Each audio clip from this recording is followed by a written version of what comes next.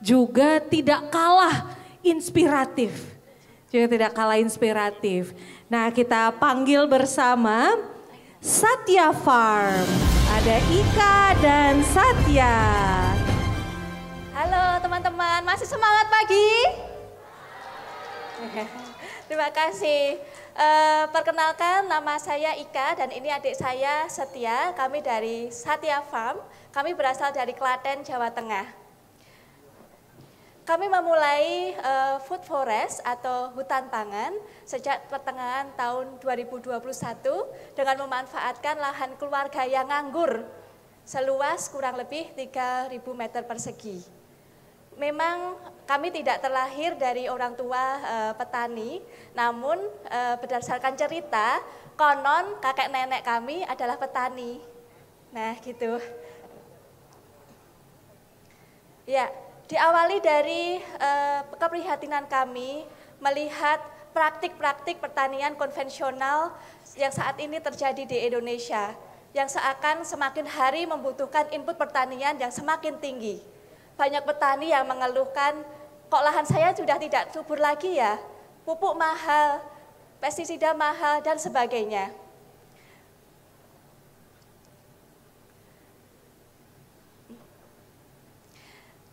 Namun, di sisi lain, sebagai konsumen, masyarakat menginginkan produk yang murah dan cepat ada. Masyarakat mulai lupa bagaimana pangan mereka diproduksi hingga sampai ke meja makan mereka. Nah, memang tidak mudah teman-teman untuk menginisiasi food forest ini. Banyak cemooh yang kami terima sekeluarga. Apalagi saya sempat mengenyam pendidikan di Belanda waktu itu. Orang-orang bilang, pulang-pulang mau-maunya sih jadi petani, idenya konyol lagi. Ya, semua ingin saya tanam dalam satu waktu. Begitupun saya, orang-orang menganggap saya lemah dan tidak bisa bekerja yang berat-berat. Namun dengan kemampuan saya mendukung ide gagasan kakak saya. Ya, memang awalnya sangat berat bagi saya. Saya tidak punya teman dan komunitas lingkungan saat itu. Untungnya keluarga saya, baik orang tua, adik, dan suami saya mau menjadi supporting system bagi saya. Baik teman-teman, sebenarnya apa sih yang dibayangkan teman-teman, yang terlintas di benak teman-teman jika mendengar food forest? Nah, mari kita bayangkan kita berada di dalam hutan. Di hutan, di dalamnya kita bisa melihat pohon yang tinggi, semak, kemudian belukar, herba, tumbuhan merambat, kemudian tumbuhan penutup tanah hingga jamur. Bahkan di dalam hutan kita bisa mengobservasi atau melihat satwa liar. Nah, food forest ini adalah sistem bertanam, kita menanam berbagai tumbuhan yang bisa kita makan, namun kita mencoba untuk mengadopsi ekosistem hutan. Sehingga dari situ sebagai petani kita tidak membutuhkan atau tidak harus mencurahkan pupuk ataupun pestisida kimia secara terus-menerus untuk meningkatkan hasil. Kami mengawali food forest ini tanpa membajak, namun secara bertahap memperbaiki kesuburan tanahnya. Serai kami gunakan untuk mengetes kesiapan tanah karena serai ini tergolong tanaman yang mudah untuk tumbuh. Jika serai saja mati berarti ada masalah dengan tanah kita. Jenis kacang-kacangan juga kami gunakan untuk meningkatkan kesuburan tanah. Kami terus mengobservasi dengan menggunakan bioindikator. Tanaman jagung kami gunakan untuk mengecek kesuburan tanah kami. Jika daun jagung kami kuning berarti unsur hara dalam tanah masih berkurang. Terus bunga-bunga juga kami gunakan untuk mengundang lebah dan serangga sejenis lainnya. Berbagai fauna pun kami amati dan mulai dari cacing tanah, lebah hingga kupu-kupu muncul di lahan kami. Ya, kami terus secara proses menambah unsur hara tanah kami dengan memanfaatkan potensi yang ada. Seperti pupuk kandang milik warga, kemudian sampai sampah organik rumah tangga. Perlahan-lahan kami menanam pohon-pohonan buah-buahan dan di bawahnya kami tanam tanaman yang cepat dipanen. Nah, teman-teman, Food Forest selalu berorientasi pada aspek berkelanjutan, baik dilihat dari segi ekonomi, sosial, maupun ekologi. Nah, Food Forest ini mendorong terwujudnya pemenuhan pangan keluarga, sehingga pengeluaran rumah tangga pun jadi, untuk pangan keluarga pun jadi berkurang. Nah, Food Forest juga mendekatkan masyarakat pada produk-produk yang lebih sehat, segar, dan terjangkau. Ya, ini salah satu produk olahan dari Food Forest kami. Di Food Forest kita mengutamakan pangan lokal dan penggunaan potensi lokal secara efektif, efisien, dan sirkuler. Secara ekologis, kita memandang Food Forest adalah satu kesatuan ekosistem dan juga bentang landscape yang saling mendukung dan tidak dapat dipisahkan. Sebagai misal, tetangga kita menanam padi atau jagung, justru keberadaan Food Forest kita adalah mendukung tanaman mereka. Secara sosial, Food Forest juga menekankan kita untuk berbagi satu sama lain. Saat ini ada 6 keluarga yang sudah terdampak dari Food Forest kami. Mereka ada yang menjadi relawan, kemudian ada yang membeli produk kami, ada yang bertukar benih, dan ada yang menyumbang pupuk organik kepada kami. Ya.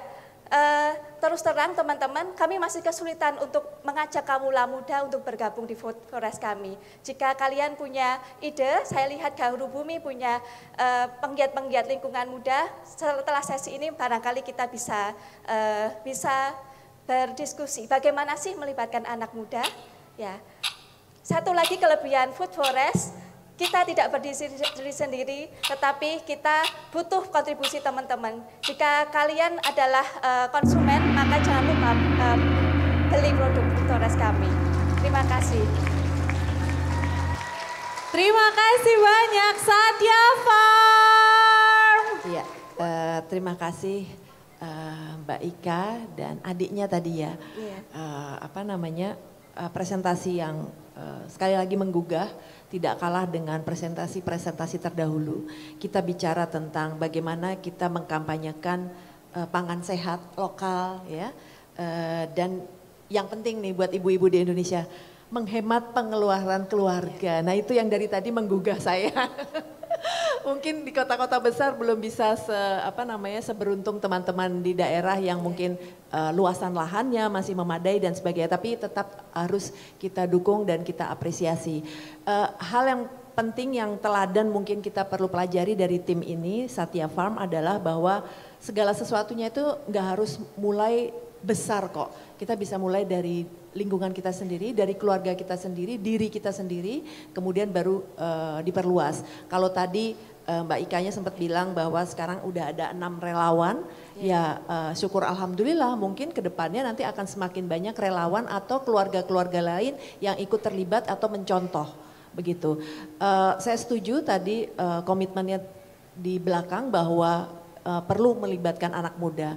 Kenapa? Karena anak muda adalah cikal bakal pembaharu untuk Indonesia. Kita nggak akan pernah maju kalau anak mudanya tidak mau belajar sesuatu yang baru dan juga ikut maju. Luar biasa, terima kasih dan sukses selalu. Terima kasih. Saya lanjutkan ini sebagai topi putih ini. Jadi presentasinya memukau lah ya, foto-fotonya bagus, cerah, clear gitu ya. Sehingga ya yang melihat pun langsung tertarik gitu. Nah ini untuk menambah ketertarikan anak muda, nah ini nih tadi catatannya kan bagaimana ini anak muda. Saya rasa yang bisa dikembangkan dari lahan atau area yang digarap sama Mbak dan saudara-saudara itu mungkin juga lebih go public ya. Lebih go public itu artinya lebih terbuka kepada orang yang datang. Dan memang harus ada sweetenernya. Kalau anak-anak sekarang tuh anak-anak muda ya harus ada yang selfie point lah kira-kira gitu misalnya ya.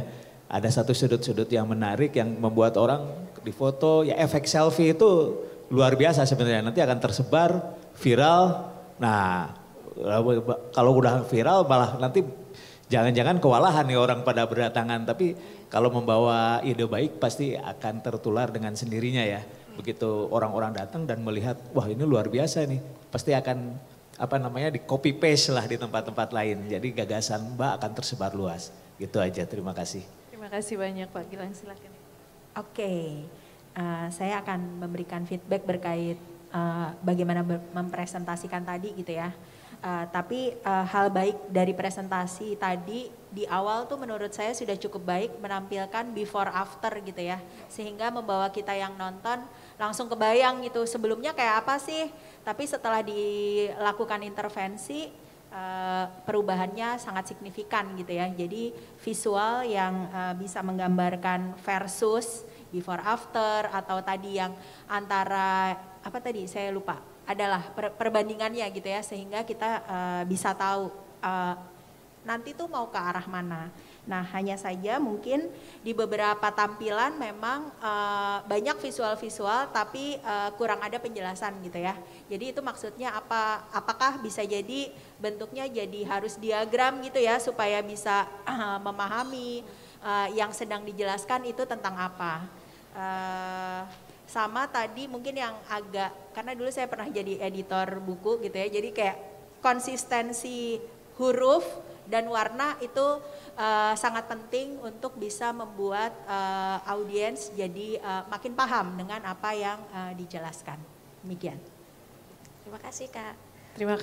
Terima kasih banyak para dewan juri juga. Terima kasih kepada Satya Farm.